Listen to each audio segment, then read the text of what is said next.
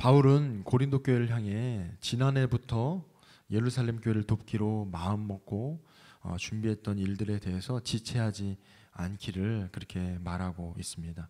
그리고 그 일을 위해서, 그 일을 준비시키기 위해서 자신과 동일한 마음을 품고 동일한 열성을 가진 디도와 두 동역자들을 소개하면서 고린도 교회를 향해 그들이 갈 때에 사랑을 보여달라고 그렇게 요청하고 있습니다. 오늘 본문은 그 두 동역자들이 고린도 교회를 향하는 구체적인 이유와 또 고린도 교회가 무엇을 준비해야 하는지를 자세하게 설명하고 있습니다. 디도와 두 동역자들의 방문은 고린도 교회를 자랑스럽고 소중하게 여기는 그런 마음에서 비롯되었음을 오늘 본문을 말씀을 통해서 알 수 있습니다. 고린도 교회가 결코 부끄러움을 당하지 않을 뿐만 아니라 그들이 처음 품었던 이 마음이 아름답게 열매 맺고 또 완성되어서 함께 동참하는 교회들에게도 좋은 본이 되기를 원하는 그런 마음인 것이죠. 이를 위해 이 예루살렘 교회에 전달할 헌금을 어떤 마음과 어떤 자세로 준비해야 하는지 설명하고 있습니다. 여기서 두 가지를 살펴보고 함께 기도하려고 합니다. 첫 번째로 헌금은 준비하고 있다가 동역자들에게 전달해야 한다는 것입니다. 이 말은 헌금을 준비하는 과정이 즉흥적인 것이 아니라 계획성 있게 준비해야 한다고 말할 수도 있겠습니다. 2절부터 3절 말씀을 보면 여러분의 열성을 내가 알고 있기 때문입니다. 나는 마케도니아 사람들에게 아가야에서는 지난해부터 준비가 되어 있다 하고 자랑하고 있습니다. 여러분의 열성을 듣고서 많은 사람이 분발하였습니다. 내가 이 형제들을 보낸 것은 우리가 이 일로 여러분을 자랑한 것이 헛된 말이 되지 않게 하려는 것이고 내가 말한 대로 여러분이 준비하고 있게 하려는 것입니다. 고린도 교회는 마케도니아에 있는 교회보다 실행은 늦었지만 바울의 권면에 가장 먼저 반응하였습니다. 당시 아가야 지방의 수도였던 고린도는 우상 숭배로 유명했지만 이 고린도 교회 성도들은 신앙에 대한 열성만큼은 남달랐습니다. 그리고 그런 신앙의 열정은 복음이 전해지기 시작한 이 예루살렘 교회를 돕는 일에 아주 적극적으로 동참합니다. 이로 인해 이 고린도 교회의 불붙은 열정을 보고 다른 교회들도 감동을 받고 이 예루살렘 교회를 돕는 일에 동참하게 되는 것이죠. 이 일에 동참하게 된 교회가 바로 이 마케도니아 지역에 있는 교회들입니다. 중간에 바울과 잠시 갈등은 있었지만 이 바울이 마케도니아 사람들에게 고린도 교회를 자랑하는 그런 모습을 보면 여전히 그들을 신뢰하고 그들의 열성을 높이 평가하고 있음을 우리가 알 수 있습니다. 이렇게 고린도 교회를 아끼는 바울의 마음이 후에 이제 마케도니아 사람들과 방문했을 때 혹시나 헌금이 준비되지 않아서 부끄러움을 당하게 될 것을 염려하는 것이죠. 자신과 마음을 같이 하는 이 디도와 두 동역자를 보내는 이유도 그렇게 부끄러움을 당하지 않도록 헌금을 미리 준비시키려고 하는 것입니다. 우리는 바울이 디도와 두 동역자를 보낸 이유에 대해서 이 고린도 교회를 준비시키려고 한다는 표현을 보면 고린도 교회가 준비되어야 하는 것이 표면적으로는 헌금이겠지만 이 처음 예루살렘 교회를 돕겠다고 자발적으로 자원한 그들의 마음을 준비시키려고 한다는 것에 주목하게 됩니다. 우리 주변에도 이런 일을 쉽게 찾아볼 수 있습니다. 물론 이런 예를 소개하지 않으면 성도님들은 아실 길이 없으시겠지만 우리 교회에서도 이런 일들을 특정 시기마다 보게 됩니다. 우리 교회에서는 국내 교회나 단체들 그리고 해외 선교사님들을 재정과 기도로 섬기고 있습니다. 그러다 보니 이 선교사님들께서 한국에 방문하시거나 이번 여름 온라인 단기 선교와 같이 선교사님들과 소통하고 또 행사를 준비하게 될 때 교회에서 선교사님들을 위한 헌금을 우리가 미리 하실 수 있도록 광고를 드리고 있습니다.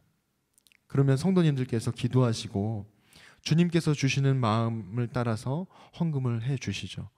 그렇게 드려진 헌금은 선교사님들께 그대로 전달이 됩니다. 저는 이런 경우도 몇 번 봤습니다. 저희 교회 속해마다 국내 교회와 단체들, 선교사님들의 사역을 위해서 기도하고 있습니다. 그렇게 섬기고 있는데 교회 목사님이나 선교사님들께서 말씀을 전해주러 오실 때 미리 속해서 헌금을 준비해서 전달하시는 것들을 몇 번 본 적이 있습니다. 저는 말씀을 전하러 오신 그 목사님께서, 그 선교사님께서 이 속해에서 전달한 헌금을 받으실 때 얼마나 기뻐하실까, 얼마나 감사하는 마음으로 받으실까, 그런 생각을 하면서 제 스스로 뿌듯하고 감사하다라는 그런 마음을 가진 적이 있습니다. 그런 일들은 속해에서 마음을 모으고 기도로 준비하기 때문에 외부에서 알기는 어렵지만 이런 헌금이야말로 준비된 헌금이라는 것을 분명하게 보게 됩니다.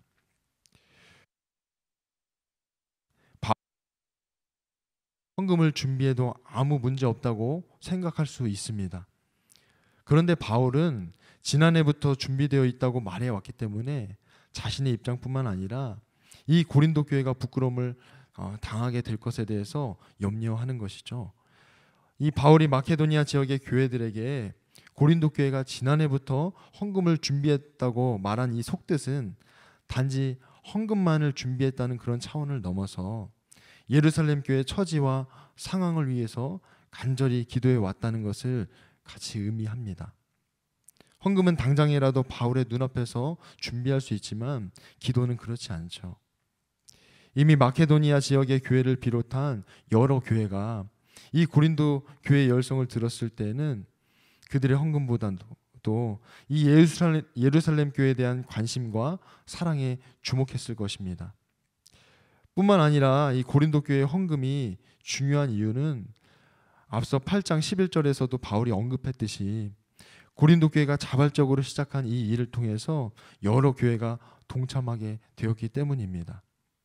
그렇기 때문에 마지막까지 이 일을 완성하는 것은 동참하는 교회들도 예루살렘 교회를 돕는 일을 통해서 열매를 함께 맺어가기 때문인 것이죠.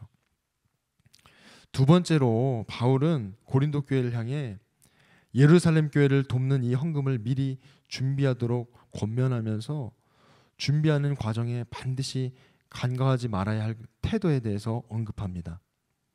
그것이 바로 선물되려면 기쁜 마음으로 마련해야 한다는 것입니다. 5절 말씀을 보면 그러므로 나는 그 형제들에게 청하여 나보다 먼저 여러분에게로 가서 여러분이 전에 약속한 선물을 준비해 놓게 하는 것이 필요하다고 생각하였습니다. 이렇게 해서 이 선물은 마지못해서 낸 것이 아니라 기쁜 마음으로 마련한 것이 됩니다. 앞서 헌금을 미리 준비하게 한다는 이 말은 예루살렘 교회와 교회의 그 처지와 상황을 위해서 관심을 갖고 또 기도하는 과정을 통해 마음이 준비되어야 함을 그렇게 말한 것입니다. 그렇다면 이 헌금을 기쁜 마음으로 마련해야 한다는 말은 실제적으로 헌금을 어떻게 준비해야 하는가를 의미합니다. 5절에는 눈에 띄는 단어가 있습니다. 그 단어가 바로 선물이라는 단어입니다. 이 선물이라는 단어는 또 다른 의미로 축복이라는 의미도 있습니다. 고린도 교회를 비롯하여 이 예루살렘 교회를 돕는 일에 동참하는 이 많은 교회가 헌금을 준비한다는 그런 의미보다는 이들에게 보낼 축복의 선물을 준비한다고 우리가 그렇게 이해할 수 있습니다. 이들의 선물을 받는 예루살렘 교회는 축복을 받으며 하나님께 감사하게 되는 장면을 우리가 떠올려 볼 수 있습니다. 사도행전 5장을 보면 아나니아와 삽비라 이야기가 담겨 있습니다. 바나바라고 불리는 이 요셉이 자기의 밭을 팔아서 사도들에게 건네게 되죠. 그 뒤에 이 아나니아와 삽비라 부부가 자신들의 소유를 팔아서 사도들에게 건네게 됩니다. 그런데 말씀을 보면 그 말씀에 그는 떼어놓고 난 나머지를 가져다가 사도들의 발 앞에 놓았다, 이렇게 기록하고 있습니다. 분명히 자신의 소유를 팔아서 사도들에게 내놓았을 때는 자신이 가져간 것보다 내어놓은 것이 분명히 더 많을 텐데 성경은 이 아나니아가 자신의 소유를 판 돈에서 얼마를 떼어 놓았는지 그렇게 정확하게 기록하고 있지는 않지만 분명히 이렇게 기록합니다. 사도행전 5장 3절부터 4절을 보면 그때에 베드로가 이렇게 말하였다. 아나니아는 들으시오. 어찌하여 그대의 마음이 사탄에게 홀려서 그대가 성령을 속이고 땅값의 얼마를 몰래 떼어 놓았소. 그 땅은 팔리기 전에도 그대의 것이 아니었소.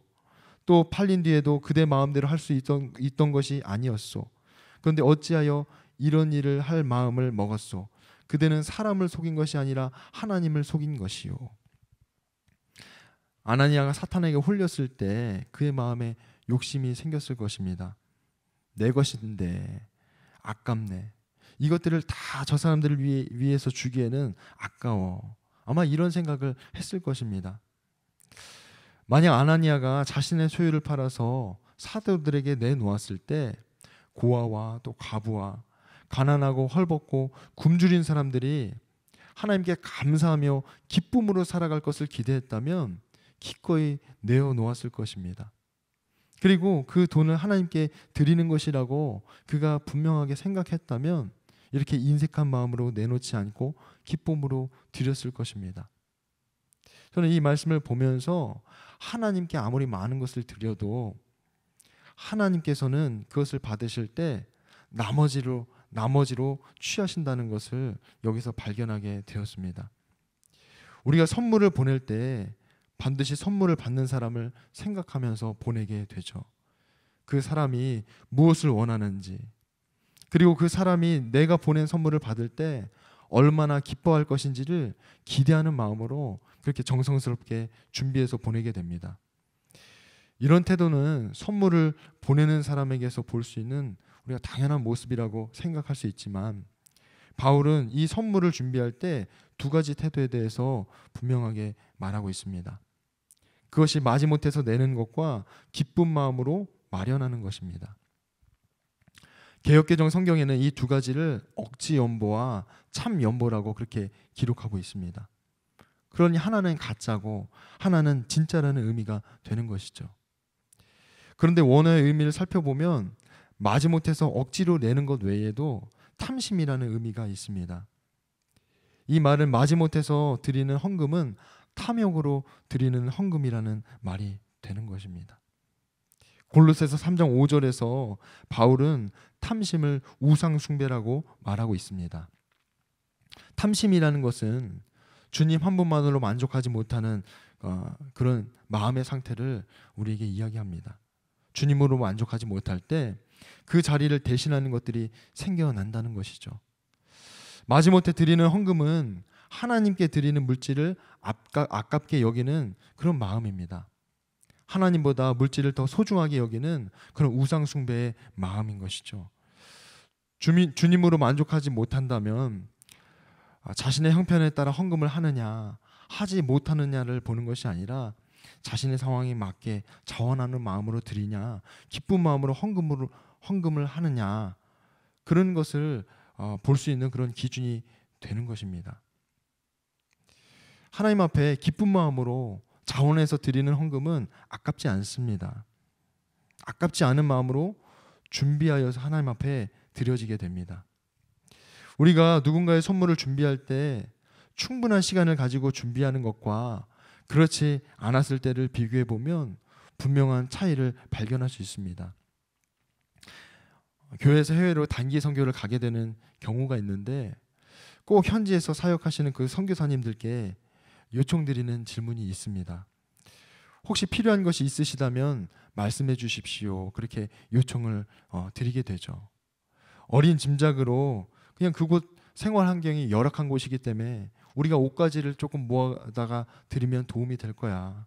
그곳은 교육 환경이 열악한 곳이기 때문에 학용품을 모아다 드리면 도움이 될 거야.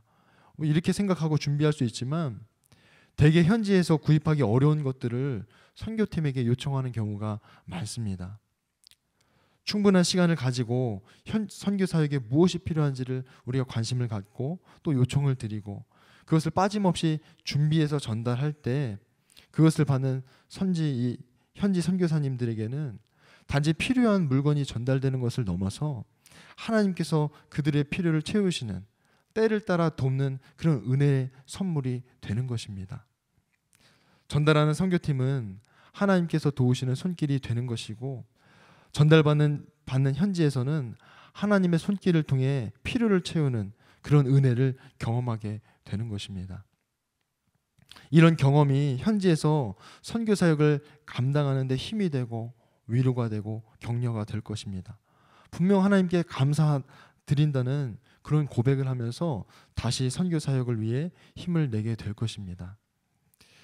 고린도 교회가 시간을 두고 충분한 관심을 갖고 헌금을 준비할 때 이런 과정 속에서 준비되는 마음이 처음 예루살렘 교회를 돕겠다고 품었던 그런 마음과 기쁜 마음으로 마련하는 그런 마음이 되는 것입니다.